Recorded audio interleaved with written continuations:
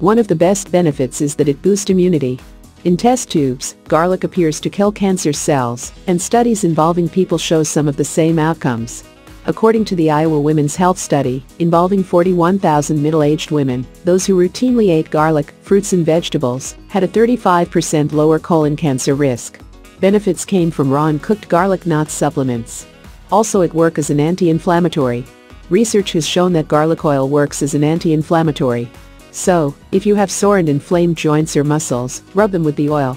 As it's important to mention that garlic also improves cardiovascular health. The verdict is still out on whether garlic improves your cholesterol levels, but research does indicate it can have a positive impact on your arteries and blood pressure. Investigators believe red blood cells turn the sulfur in garlic into hydrogen sulfide gas that expands our blood vessels, making it easier to regulate blood pressure. It definitely gives you better hair and skin. Garlic's antioxidants and antibacterial properties can clear up your skin by killing acne-causing bacteria. Some data shows rubbing raw garlic over pimples can clear them away.